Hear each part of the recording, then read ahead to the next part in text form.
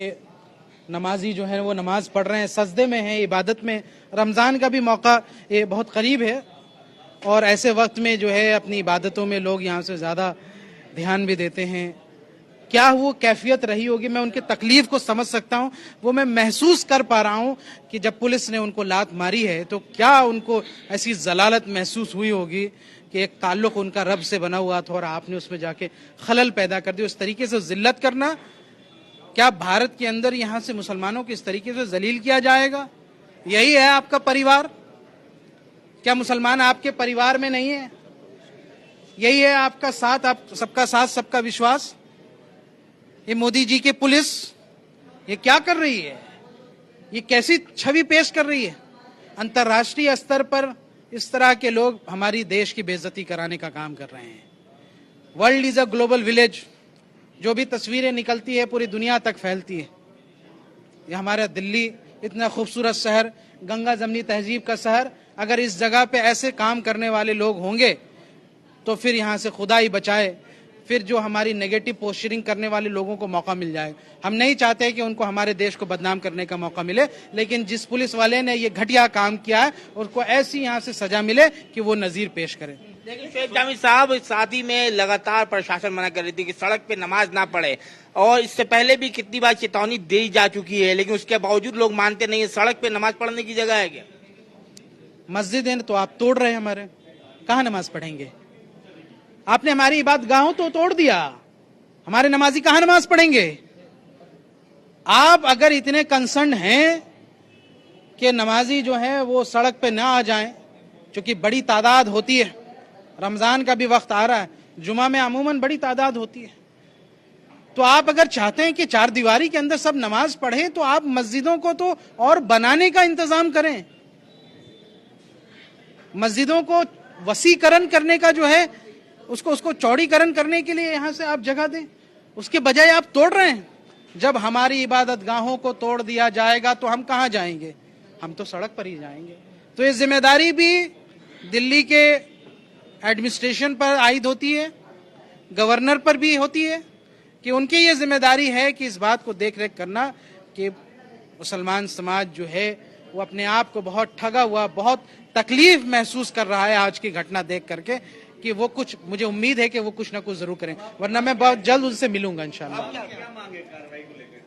हमारी मांग है कि उसमें जो भी पुलिसकर्मी थे और उनके साथ जो भी थे, सबको फौरन जो है यहाँ से बर्खास्त किया जाए। सस्पेंड कर दिया गया है। सस्पेंड करने में और निलंबित करने में फर्क होता है, ठीक है, बर्खास्त करने में फर्क होता है। तो उसको जो है मैं ये चाहता हूं कि उसको जो है नौकरी, उन ऐसे लोगों को जो है यहाँ से नौकरी करने का हक नहीं है, और ऐसे लोगों को जो है यहाँ से जो इस तरह का, उस पर तो यहाँ से मुकदमा चलना चाहिए बाकायदा। दूसरे देश में हमने देखा है पुलिसों को हेलीकॉप्टर से कांवड़ियों पर फूल बरसाते हुए, इसी देश में पुलिस अब नमाजियों को लात मारती है, तो इस पर आप कैसे कहेंगे? पुलिस की दोहरे चरित्र पर क्या कहते हैं? जो पुलिस की जिम्मेदारी है आवाम की हिफाजत करना, उनके राइट्स को प्रोटेक्ट करना, अगर वही लोग किसी ना किसी यहाँ से मानसिकता के तहत अगर इस तरह का बायसनेस करेंगे तो ये हमारे संविधान के लिए अच्छी बात नहीं है, हमारी जमहूरियत के लिए अच्छी बात नहीं है, हमारी आइन को ठेस पहुंचता है।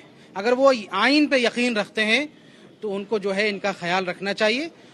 और जो पुलिस का बहुत बड़ा तबका ऐसा है जो लोगों की मदद करती है, हमारे दिल्ली में ही आप देखेंगे कि ह्यूमैनिटेरियन वर्क भी करते हैं, उनको हमारी तरफ से सलाम है, उनको हमारी तरफ से दिल से सलाम है। और मैं पुलिस के आला अधिकारियों से भी इस बारे में राब्ता करूंगा। मुझे पूरी उम्मीद है कि वो हमारी गुहार को सुनेंगे और जो हमारा उनसे एक तवक्को है वो जो है तवक्को वो हमारा मान रखेंगे, और इंशाल्लाह आप देखेंगे कि बेहतर होगा। लखनऊ साहब क्या कहना चाहेंगे? जुमा की नमाज में जिस तरीके से पुलिस ने लात मारी है उस पर क्या कहेंगे आप? देखिए, पहली वारदात तो है नहीं, क्योंकि पहले हमारी मस्जिदों को निशाना बनाया गया, फिर हमारे मदरसों को निशाना बनाया गया, अब हमारे जो नमाजी भाई थे जो नमाज पढ़ रहे थे उनको निशाना बनाया गया। तो ऐसे पुलिस अधिकारियों की इतनी हिम्मत कहाँ से लाते हैं वो लोग, कौन है उसकी वजह जो, और मोदी जी ये सब चीज क्यों नहीं देख रहे? और राज्यपाल जो है वो हमारे दिल्ली के इंचार्ज है केंद्र सरकार के, उन्हें ऐसे व्यक्ति को अगर उन्होंने कड़ी से कड़ी सजा नहीं दी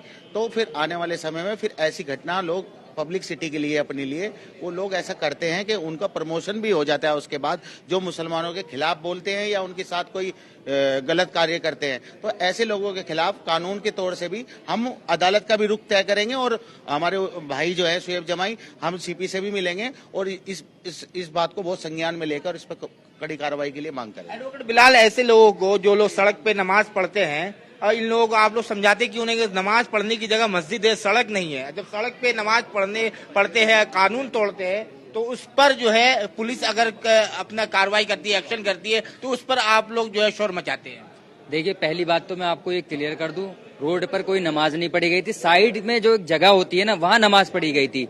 और सुन लीजिए, ये जो प्रोग्राम करने का स्टाइल जो है आज से नहीं है, ये इनका एक राजनीतिक स्टंट भी हो सकता है। जिस तरीके से इलेक्शन आ रहा है उसको देख के बावजूद एक नमाज पढ़ते हुए इंसान की लात मारना कितना बड़ा गुनाह है। आपको इनको ये होना चाहिए, ये गुनाह भी है और ये कानून के हिसाब से आज को देख लेना। ये तो सस्पेंड की बात कर रहे हैं, हम ऐसी लड़ाई लड़ेंगे कि उसको जेल कराने का काम करेंगे। उस पुलिस वाले को, पुलिस की वर्दी में आरएसएस का गीदड़ था, मैं आप खुल के बोलता हूँ, वो पुलिस की वर्दी में वो काम कर रहा था जो भाजपा के कार्यकर्ता और आरएसएस के कार्यकर्ता करना चाहते हैं देश के अंदर। बड़ा स्टेटमेंट दे रहे हैं एडवोकेट बिलाल। बिल्कुल दे रहे हैं, इसलिए दे रहे हैं क्योंकि इस तरीके की वारदात दिल्ली के अंदर, देश के अंदर बिल्कुल बर्दाश्त नहीं की जाएंगी। और ऐसे लोगों को जो देश के प्रधानमंत्री कहते हैं सबका साथ सबका विकास, आज क्या हो रहा है? अरे जहां जहां आप जाते हैं लगातार ये बात करते हैं, मंदिरों की बात करते हैं, क्यों नहीं आप मस्जिद के लिए बोलते हैं आप लगातार? यही बात करने के काम जो है देश के प्रधानमंत्री और जो दिल्ली की बैठी हुई सरकार है राम राज्य की बात करती है। क्या मुसलमानों का हिस्सा नहीं है इस दिल्ली के अंदर? स्टेटमेंट पुलिस ने लात मारी है, वो वीडियो आपने देखा? हाँ जिस तरीके से आपने बताया कि सड़क के किनारे नमाज पढ़ रहे थे, उस वीडियो में साफ दिख रहा है कि सड़क पर नमाज पढ़ रहे थे। भाई सड़क के किनारे नमाज पढ़ रहे थे, आपको जानना होगा और चेक करना पड़ेगा। देख लीजिए वीडियो, हमने भी देखी है, हमने ट्वीट भी किया है और जितने भी सामाजिक लोग हैं और जो लीडरान है, चाहे कांग्रेस पार्टी अदर कोई सी, सबने इसको वीडियो को देखा। बहुत शर्मनाक वारदात हुई है दिल्ली के अंदर। कोई ये नहीं गांव में हो गया इस तरीके से, वो तो हम देखते थे उत्तर प्रदेश के अंदर लगातार ये 80-20 की बात करने वाले लोग और लगातार कपड़ों से पहचाना जाएगा शमशान और कब्रिस्तान की करने वाले, ये तो हम देखते थे। लेकिन देश की राजधानी दिल्ली के अंदर इस तरीके की वारदात हो जाती है तो ये बहुत बड़ी शर्मनाक घटना है। इस पे एक्शन लेना होगा और होम मिनिस्ट्री को एक्शन लेना पड़ेगा इस मसले पर। तो ये तो हम कहेंगे, हमने तो नहीं देखा आज तक इस तरीके से दिल्ली में इतने बड़ा नमाज पढ़ते वक्त। चलो ठीक है, नमाज नहीं पढ़ ले तो हटा देते मोहब्बत प्यार से, लेकिन लात मारने का किसने इजाजत दी है? देश का कानून इजाजत नहीं देता किसी भी पुलिस वाले को लात मारकर, वो भी सजदे में जाते वक्त। कितनी बड़ी घटना है ये, हमारे दिल को चोट लगी है और हम सारे लोग, चाहे सामाजिक लोग हैं या पॉलिटिकल लोग हैं, इसके विरोध में खड़े होंगे और सब एक साथ आकर ऐसे लोगों को अरेस्ट करने का काम कराएंगे। कमिश्नर साहब से हमारी यही मांग है, सस्पेंड करने से कुछ नहीं होगा, बर्खास्ती चाहिए और उसको जो कानूनी तौर पर जेल भेजना चाहिए, जो सेक्शन, भाई यही हम इसकी मांग करते हैं।